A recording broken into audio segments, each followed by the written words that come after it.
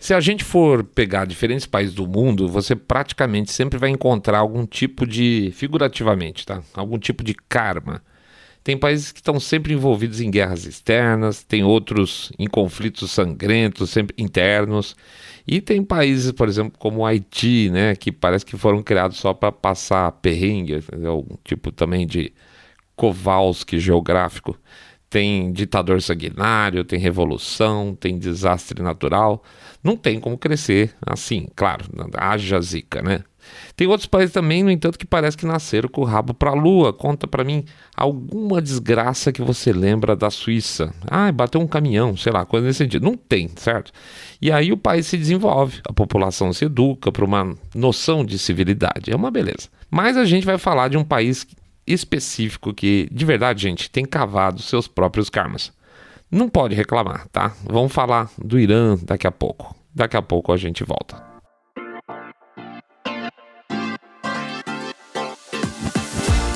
Saindo da bolha. Menos notícia, mais informação para você.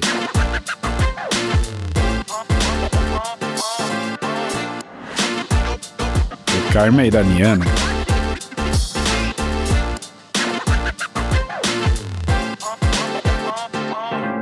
Pois é, pessoal, esse é o nosso Saindo da Bolha episódio 50. Apesar de, no podcast geral, propriamente dito, o conjunto de programas a gente já deve estar aí apontando para o 260, o Saindo da Bolha de hoje é o cinquentinha. A gente nunca tinha focado um episódio nesse país, o Irã. E olha, não é um paizinho qualquer, tá? Mas o Irã, por aqui, sempre foi meio que personagem coadjuvante das histórias que a gente contou. E isso aí, de certa forma, é injusto. Mas antes de qualquer coisa, vamos lá para o nosso jabá, porque o jabá é o que faz o Saindo da Bolha crescer, ficar coradinho e saudável. Antes de mais nada, como a gente sempre pede, e pede para quem principalmente está chegando agora, entrar lá no nosso site www.saindabolha.com.br, clicar no botão Follow this podcast. Ou seguir a gente Spotify, Podcast Addict, errei de novo, Apple Podcast, não, Google Podcast, por favor. Pede também para seguir, lógico, agora no nosso canal no YouTube, que continua crescendo bastante. Pede também para vocês darem um share no episódio, se vocês gostarem dele, evidentemente. E finalmente fazer o famoso boca a boca sarado, contando que vocês estão acompanhando aí um podcast cabeça direita limpinho, supimpa que abomina o politicamente correto, tá? Passo também o nosso canal no Telegram, anota aí, bit.ly/Telegram-bolha, bit.ly/Telegram-bolha. Hoje eu vou fazer 2 pedidos especiais, tá? Um é lembrar que a gente tem a nossa campanha de arrecadação de fundos aí no Apoia-se. É um apoio que vocês podem dar pra gente. Tem planinhos 10, 25, 50 reais por mês que ajudam a gente pra caramba a anunciar os nossos programas, visto que as redes sociais escondem a gente tudo quanto é lugar. Inclusive já tem reclamação de nego avisando que o YouTube tá escondendo nossos episódios também agora. A gente não tá surpreso, tá? Outra coisa que a gente vai anunciar em breve é uma campanha especial aí de arrecadação com meta definida, tá? A gente vai ter que dar uma renovada aí nos nossos equipamentos, vamos tentar estabelecer uma meta e contar com vocês. A gente vai publicar especificamente mais pra frente, seja no YouTube ou lá no Facebook e no Twitter também. E quem puder ajudar, porque os nossos equipamentos aí estão dando umas engavetadas de vez em quando, tá bom? Muito bem, já choramos bastante, vida que segue. Bom, pessoal, quando a gente pensa em Israel e Irã, o que vem à cabeça basicamente é ódio, certo? Mas, por incrível que pareça, as coisas nem sempre foram assim.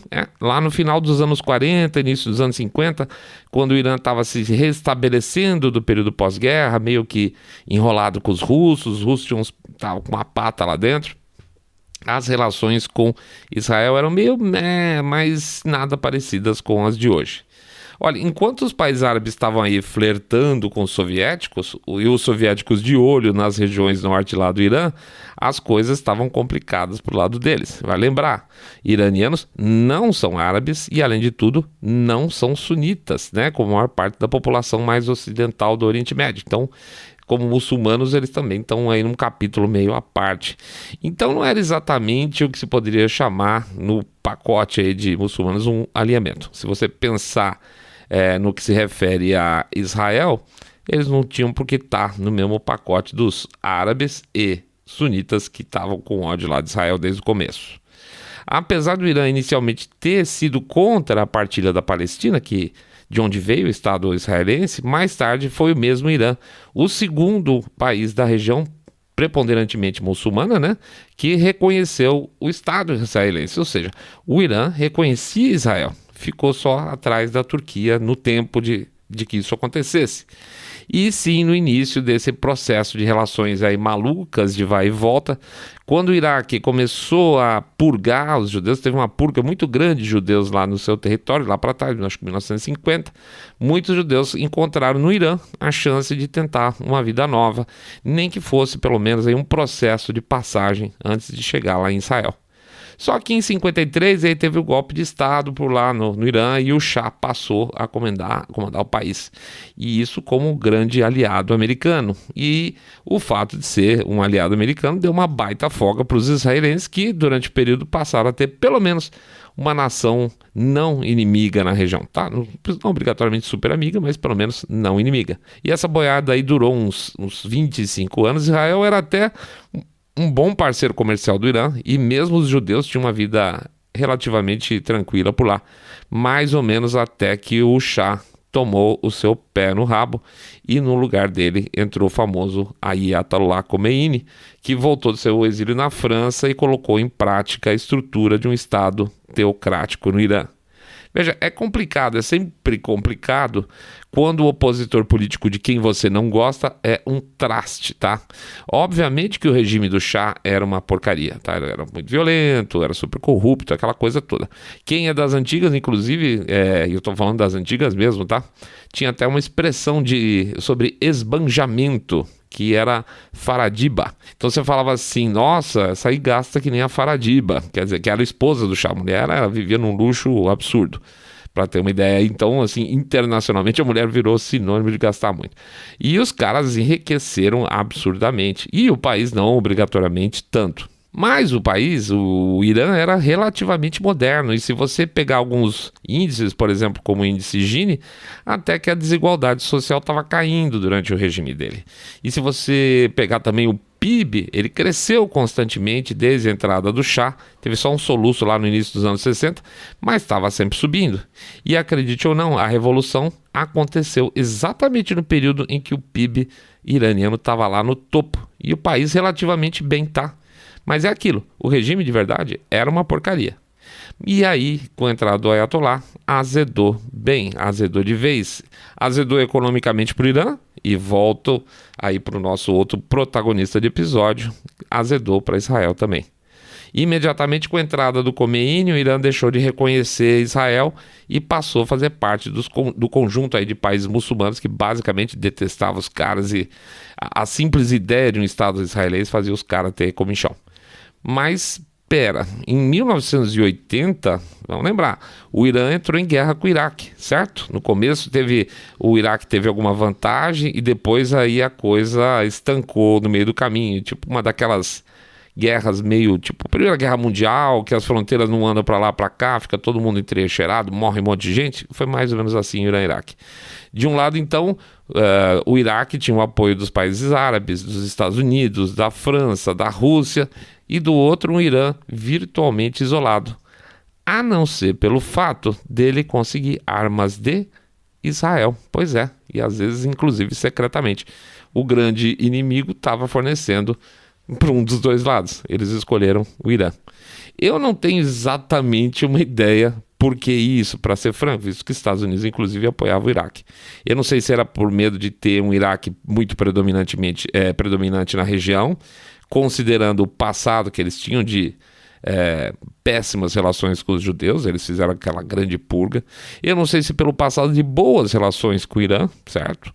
Eu não sei se por vantagens comerciais ou se por tudo junto ou nada disso, tá? Mas o fato é que o Israel foi quem segurou muito a peteca do Irã em fornecimento de arma na época do Irã-Iraque. Isso aí, ou seja, num período pós-revolucionário, período já Khomeini, em que o Irã passou a deixar de reconhecer Israel, e aí Israel estava ajudando o seu inimigo. Assim, por dentro e por fora, foram mais ou menos uns 500 milhões de dólares em armamentos vendidos para eles, tá? Em boa parte troca de óleo. Lembrando que os Estados Árabes, os outros, não tinham exatamente muita vontade de vender seu precioso líquido negro para Israel. Mas o tempo passa e 80 nós estamos falando, né? Então, 82, Israel atacou o sul do Líbano e um grupo inicialmente de resistência libanesa, mais tarde terrorista, chamado Hezbollah, iniciou o seu enfrentamento com Israel. E eis que o Irã, ainda meio enfraquecido por anos de guerra, passou a dar suporte para essa turma do Hezbollah. Nada bom, né? Se você considerar que as duas, não muito, mas, pois é, ameaças militares de Israel, o Hezbollah no norte e o Hamas no sul, os dois têm basicamente retaguarda iraniana, e também não é por acaso, viajando um pouco aqui, que países aí, árabes capitaneados pela Arábia Saudita, que vivem as turras com o Irã, também não gostam muito dessa turma, nem do Hezbollah, nem do Hamas. Essa lógica, então, hoje em que os Estados Árabes são muito mais, aspas, amigos de Israel, é uma volta de 180 graus. Na antiga, eles chamavam de doutrina periférica, criado pelo ex-primeiro-ministro Ben-Gurion, israelense, né? E olha como são as coisas, né? Como a posição iraniana acabou sendo pivô dessa bagunça toda. Explico. Para o Ben-Gurion, sabendo que os Estados Árabes não estavam muito afim de deixar Israel em paz, ou basicamente que existisse, o ideal seria ser amigo ou apoiar os inimigos desses cárabes, principalmente os não árabes, tá? Com isso, Israel tinha boas relações não só com o Irã, mas também com Turquia, com a Etiópia, com os cristãos maronitas lá no Líbano, com os curdos no Iraque. Então eles pegavam sempre o lado oposto de quem não gostava deles. Aliás, as relações, desculpa voltar no tempo um pouco, mas as relações entre Irã e Israel chegaram a ser tão positivas que no final do período lá do Shah, os dois países estavam juntos em uma empreitada chamada Projeto Flor, tá? Esse Projeto Flor seria a união de Irã e Israel para desenvolver um míssil de longo alcance que poderia no futuro ser adaptado aí para incorporar uma ogiva nuclear. Era uma preocupação na época do Irã, que o Paquistão e a Índia estavam já desenvolvendo, já estavam bem adiantados nos seus projetos nucleares, e o Irã estava lá de bobeira. Então ele juntou com Israel para desenvolver o seu próprio míssil. Ora, vejam só, né? Ou seja, na época, um projeto comum de um míssil nuclear entre Irã e Israel colaborando. Como o tempo muda. Mas, sim, a chegada do Ayatollah azedou geral essa frente, também todos os demais projetos eventualmente tivessem em comum, e a turma aí acabou retornando tudo para Israel. Inclusive, os projetos foram mandados de volta para Israel para não ficar na mão do cara. Mas vamos lá, as relações entre os estados vão mudando e aí a tal da doutrina periférica do Ben-Gurion começa a não fazer mais sentido, né? Mal e porcamente o Irã e o Iraque depois se acertam, com a entrada do Khomeini, Israel passa a ser o inimigo comum mesmo. Os antigos inimigos agora não são mais amigos. Os anos 90, já chegando mais para cá, acabam girando em torno da expansão israelense, de um lado, e dos inimigos apoiados pelo Irã, pelo norte e pelo sul. Agora, não só Israel era inimiga geral, mas judeus pelo mundo todo também podiam ser alvos, tá, de grupos apoiados pelo Irã. Era a fase que o Irã começa a exportar terrorismo. Um exemplo disso aí aquele atentado à bomba aqui do lado, na Argentina, né, contra o centro da comunidade judaica, a MIA, deixou mais de 80 mortos na época e um monte de feridos. Isso foi em 94, tá? Então os caras estavam a fim de encher o saco dos judeus no mundo todo. Aliás, vou pedir um desvio aqui. Eu moro e trabalho em São Paulo, acho que já falei isso, num bairro que é o bairro mais judeu da cidade. Estou a menos de 500 metros de casa, tem pelo menos 2 sinagogas e um centro de estudos judaicos. Aliás, também aqui na frente do escritório também tem um centro de estudo muçulmano, uma confusão. E em 94, na época da bomba lá da MIA, eu estava com 28 anos e eu vi o bairro mudar. Até nas calçadas que envolvem as sinagogas foram, na época, implantados uns caixotões altos de concreto reforçado, disfarçados tudo de floreira, para evitar ataque de carro-bomba. E me disseram, não tenho certeza, que eles servem também para defletor em caso de explosão de um carro-bomba, tá? Isso é muito ruim. Você vê como isso, uma coisa que está acontecendo em outro lugar do mundo, afeta o seu bairro aqui diretamente. Bom, enfim. Em parte, eu acho que essa minha convivência silenciosa com a comunidade judaica, seja na padaria, com os vizinhos simpáticos que eu tenho aqui na frente do escritório, ou mesmo aí nos primeiros andares do prédio onde eu moro, que me dão esse horror ao antissemitismo que se vê aí tão descarado atualmente junto a algumas vertentes políticas, principalmente de esquerda. Enfim, são idiotas perigosos, né? E idiotas perigosos vão sempre existir por aí. Paciência. Sem querer, então, minimizar o estrago que o Irã impõe a Israel, na hora que ela financia essas guerras proxy aí com o Hamas e o Hezbollah, a grande verdade é que o perigo real e relativamente mais imediato para o país são os planos de desenvolvimento de armas nucleares pelo Irã, que, claro, eles insistem em dizer que não existem, que era todo esse estudo em cima da parte nuclear lá que tem no Irã é só para fins pacíficos, tá? Acredita quem quer. Na verdade, ninguém acredita. Tanto não acreditam que o Irã vinha já sofrendo várias severas sanções em função desse seu projeto nuclear, até que em 2015, 8 líderes internacionais assinaram o famigerado JCPOA, que em inglês, é a sigla em inglês, né? Para um plano de ação conjunto global, é como se fala em português. Então assinaram na época as lideranças da Rússia, da China, da França, da Inglaterra, da Alemanha, dos Estados Unidos, da União Europeia e, claro, o Irã. O JCPOA. O JCPOA, o acordo, chegou depois de anos de tensão aí sobre os esforços do Irã para desenvolver a tal da arma nuclear. O Irã insistia que o programa nuclear deles era totalmente pacífico, mas ninguém acreditou, óbvio. O problema foi a comunidade internacional acreditar que, estando o acordo assinado, o país, o Irã, ia passar a cumprir o prometido. Sinto muito. Com o acordo, então, o Irã concordou em limitar suas atividades nucleares mais críticas, vamos chamar assim, e passou a, teoricamente, permitir a entrada de inspetores internacionais. Então, o acordo previu que o estoque, por exemplo, de urânio do Irã seria reduzido em 98% para 300 quilos em 15 anos.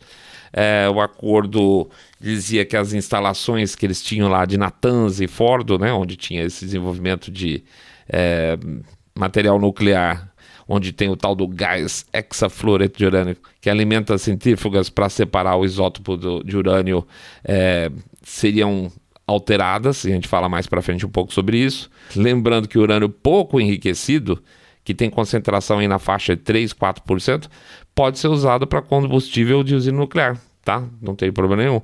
O problema é que o urânio para armas não adianta 3, 4%, ele precisa ser enriquecido a 90%. E na época do acordo, o Irã tinha quase 20 mil centrífugas para fazer esse enriquecimento. E de acordo com o JCPOA, eles tiveram que limitar, instalar 5 mil máximo centrífugas mais antigas paquistanesas, se não me engano, e menos eficientes, em Natanz até, que é um desses dois lugares, até 2026, tá? 10 anos após o dia da implementação, que foi em janeiro de 2016. Em janeiro de 2016, o Irã reduziu drasticamente o número de centrífugas, tá? Instalado em Natanz e Fordo, e despachou o que ele tinha lá de toneladas de urânio pouco enriquecido para a Rússia. Ficou livre do negócio. Além disso, a pesquisa e o desenvolvimento deveriam ocorrer apenas em uma das duas instalações iranianas, tá? No caso, Natanz, e limitada até 2024. Nenhum enriquecimento de urânio seria permitido em outra unidade na cidade de Forno até 2031, tá? E a instalação subterrânea seria, essa de Forno, teria que ser convertida em um centro nuclear, físico-tecnológico, coisa para estudo. E as 1.044 centrífugas que eles tinham lá teriam que produzir radioisótopos só para medicina, para agricultura, indústria e ciência. Está todo mundo acreditando nisso, né? Pois é. Mais que isso, o Irã estava construindo uma instalação nuclear de água pesada perto da cidade de Arak. O combustível usado de um reator de água pesada contém plutônio suficiente para fazer uma bomba nuclear. E as potências mundiais originariamente queriam que o reator de Arak parece que não funciona, né? O reator de Arak fosse desmantelado por causa do risco de proliferação E fizeram um acordão lá provisório. Até 2013 o Irã concordou em não comissionar e não abastecer esse reator de Arak. E ainda sobre o JCPOA, o Irã disse que redesenharia esse reator para que ele não pudesse produzir qualquer plutônio para armas e que todo o combustível usado seria enviado para fora do país enquanto o reator modificado existisse. O Irã também não teria permissão para construir mais reatores de água pesada ou qualquer coisa relacionada até 2031. E finalmente o Irã passou a ser obrigado a permitir que os inspetores lá da AIEA acessassem qualquer site, qualquer local de desenvolvimento que eles considerassem suspeito em no máximo 24 dias após solicitação. Enfim, o Obama achou que tudo isso junto seria o suficiente para que o Irã ficasse longe das armas atômicas. Segundo a administração dele, em função das mais de 20 mil centrífugas que o Irã tinha e pelo estoque de urânio que os caras já tinham, eles tinham rapidamente possibilidade de produzir pelo menos 10 bombas atômicas, aí a toque de caixa. E aí teve uma proibição extra da ONU sobre importação também de tecnologia de mísseis balísticos, tá? Que deveria ficar em vigor por 8 anos. Por quê? Se os caras podem desenvolver arma nuclear, pelo menos a gente corta na forma de jogar na cabeça dos outros, né? Os especialistas americanos estimavam que se o Irã tivesse decidido dar um gás do jeito que eles estavam já na época para fazer uma bomba, eles conseguiriam isso em 2 ou 3 meses, ou seja, a assinatura do contrato estava lá no 24 do segundo tempo, nos 45 do segundo tempo, tá? Eles estariam chegando perto, se quisessem, dos 90% de enriquecimento para construir sua arminha nuclear, que eles chamam de tempo de ruptura. Bom, com tudo isso, a contrapartida é que o Irã teria acesso a 100 bilhões de dólares que estavam congelados em outros países em função das sanções e o Irã poderia voltar à comunidade internacional. Só que teve um cara que não acreditou em nada disso, graças a Deus. Trump cancelou o acordo em 2018 e voltou com as sanções ao país, deixando os caras pistolíssimas. Porque sim, os caras estavam lá basicamente com a estrutura toda e mais 100 bilhões de dólares para torrar no negócio. Rapidinho eles iam chegar lá, né, gente? E aí eles voltaram com as sanções que envolvem não apenas o Irã, mas qualquer empresa ou entidade que negociasse com o Irã. Ou seja, quer vender para o Irã? Não tem problema, só que você nunca mais vende nada para os Estados Unidos. Resultado, pois nova desaceleração da economia do Irã, moeda foi lá para baixo, valores recordes de negativos, inflação explodindo, investidores puxando o carro. Sabe quem não gostou então nada disso? A população, claro. Por que que vocês vão continuar com esse diabo dessa ideia fixa de bomba, enquanto tá todo mundo se ferrando aqui, perdendo emprego, passando fome? Mas os caras não estão nem aí. Estado é uma porcaria, pode ser um Estado laico ou pode ser um Estado religioso. Bem que os parceiros europeus aí chiaram tal, com a saída dos Estados Unidos, mas ficou por isso mesmo, tá? A contrapartida é que em meados de 2019 o Irã suspendeu seus compromissos com o acordo e avisou aos signatários lá: olha, em 60 dias, se as sanções não fossem suspensas aí dos Estados Unidos, eles também voltariam a enriquecer urânio. Ou seja, aspas, voltariam a buscar a bomba. A questão é a seguinte, é que a situação do Irã é um enrosco sem fim. As sanções da ONU continuam suspensas, tá? O que zedou foi os Estados Unidos. Quem está fora do acordo eram os Estados Unidos. O problema é que, retornando à produção de urânio, o Irã passa a desrespeitar também o acordo com a ONU. E aí sim vai tudo por água abaixo, de acordo com o que foi assinado. E tudo vai ser esticado por mais 10 anos as sanções. Então, vamos ser francos. Ninguém confia em ninguém. E nessa hora, na boa, melhor assim mesmo. A vez de Israel. Pois é, o Trump parou tudo, bateu de frente com o Irã o tempo todo e o jogo virou. Israel teve no período aí do Trump pelo menos um tempinho aí para respirar e ainda de bandeja ganhou os acordos com os países muçulmanos lá, os acordos de Abrão, né, com os Emirados Árabes, depois teve acordo com o Bahrein, teve acordo com Marrocos, ótimo, muito bom. Estão na boa com a Arábia Saudita, aliás, eles estão apoiando a Arábia Saudita na guerra com o Iêmen. Então, tudo indo mais ou menos bem. Só que deram aquela mãozada, né, na eleição de novembro de 2020 e o Biden é o novo presidente agora. E o que já se esperava acabou acontecendo. O que era esperado é que a política externa do Obama voltaria a ser predominante e o Irã acabaria sendo beneficiado com essa história toda. O Biden sempre deixou claro desde a campanha que ele voltaria para o JCPOA e com isso as sanções americanas seriam derrubadas, né? Pois é, vamos ser francos, com a quantidade de antissemita que tem dentro do Partido Democrata, isso nem chega a ser surpresa. Com isso, Israel ficou lá sozinho chupando o dedo e o Irã poderia voltar a processar urânio à vontade, escondido, claro, fingindo que é tudo para fim pacífico, até chegar a bomba atômica e aí bye bye Tel Aviv, né? Mas a gente sabe que Israel não é exatamente um país de gente bobinha, que fica esperando o seu destino, jogando tudo na mão de Deus. E aí tem um punhado de historinhas interessantes que aconteceram esse ano ou nos últimos meses, que eu bato uma aposta com vocês que a maior parte, a imprensa nacional, não teve a gentileza de cobrir pra gente. Vamos lá, Israel não quer a bomba no Irã, certo? Então que tal se eles mesmos resolvessem as coisas? É aquela coisa, né? Se você quer bem feito, faça você mesmo. E foi o que eles fizeram. Em 27 de novembro do ano passado, o Mossad, quer dizer, não há prova que foi o Serviço Secreto Israelense, mas todo mundo sabe que foi, preparou e executou um plano absolutamente incrível, tá? Os caras levaram uma arma de alta precisão, pedacinho por pedacinho, parte por parte, para dentro do território iraniano por meses, e por meses também secretamente, mais exatamente 8 meses, eles seguiram, estudaram os movimentos do líder dos estudos aí de desenvolvimento do programa nuclear iraniano, um cara chamado, e aqui eu vou matar o nome do cara, coitado, Mohsen Fakhrizadeh, não sei, vou chamar ele de Mohsen, que é mais fácil. E aí tava lá um certo dia o seu Mohsen voltando para casa, voltando do trabalho, pensando como destruir Israel, e ele e a escolta dele estavam passando por uma rotatória, ainda fora da cidade, ainda não tinha chegado em casa. E tinha na beira da estrada ali nessa rotatória uma van esperando o carro dele lá, estacionado, com essa arma de precisão agora já montada, controlada remotamente. Os disparos dessa arma foram tão precisos que eles acertaram só o motorista, o cientista, que era um caso cientista, que morreu na hora. A esposa dele, que estava exatamente do banco do lado, não sofreu absolutamente nada, e os seguranças não sofreram absolutamente nada. E com ele foi, com a morte do seu Mohsen, foi embora parte da memória e da inteligência do projeto iraniano, atrasando a coisa aí por algum tempo.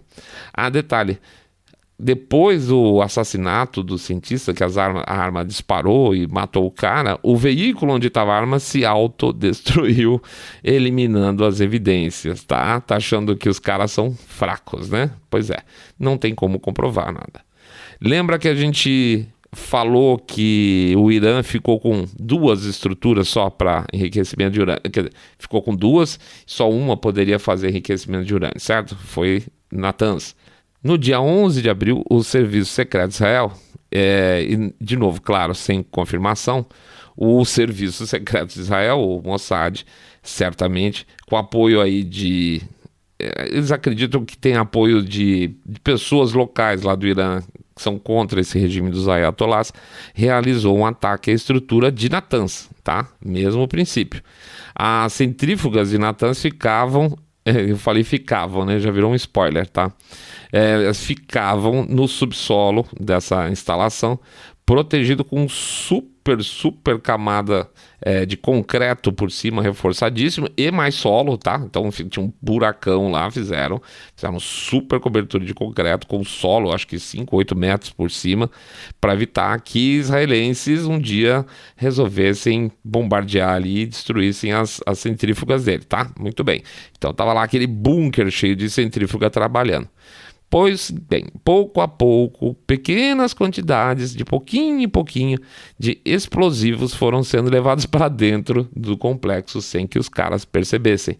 E aí, um certo dia, o Serviço Secreto fez um cyber attack, derrubou o sistema de eletricidade da região onde estava de Natanz, e as instalações foram explodidas, foram pulverizadas por dentro, tá? Com a provável, quase certa destruição das 5.000 centrífugas que operavam por lá. E isso sim, aí sim, um enorme atraso no desenvolvimento da bomba iraniana. Para completar e deixar claro que os caras não estavam de brincadeira, quer dizer, por coincidência, né, nesse período em que Israel foi deixado na mão pelo governo americano e que Gaza estava mandando aquela chuva de foguetes sobre o território israelense, algumas explosões que foram coincidências também andaram acontecendo com alguma frequência em território iraniano, como sempre, sem que se possa comprovar a autoria de quem que gerou essas explosões, tá?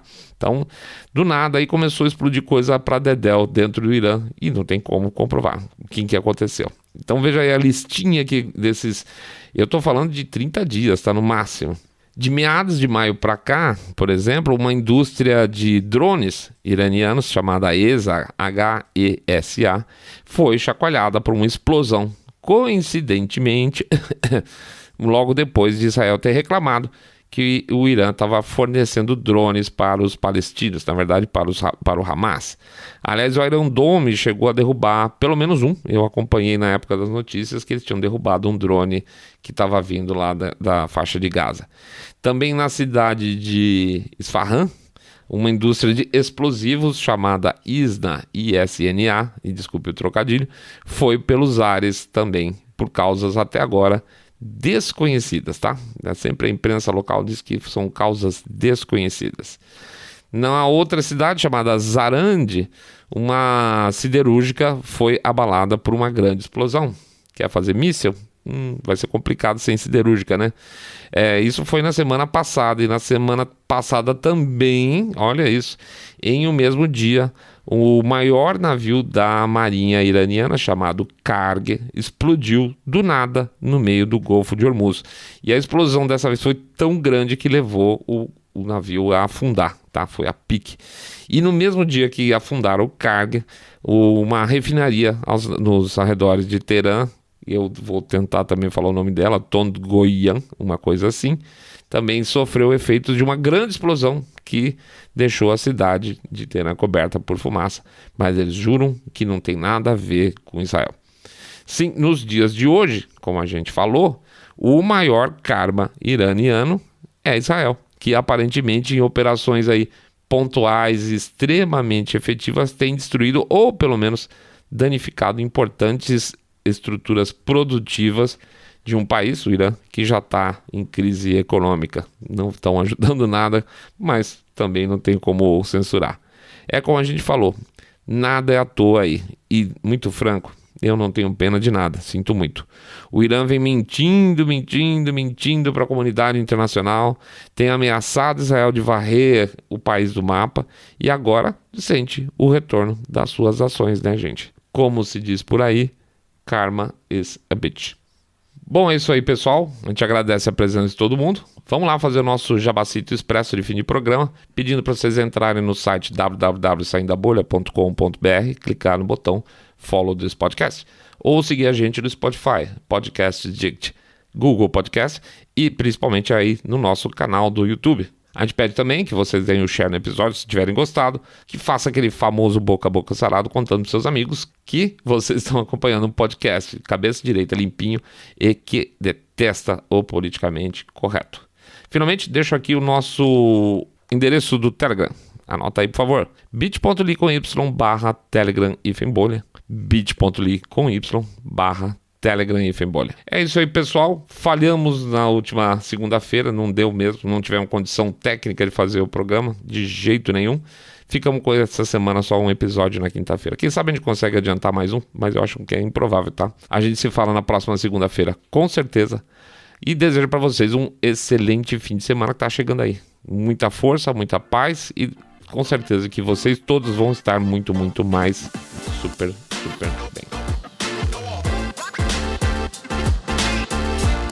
Saindo da bolha.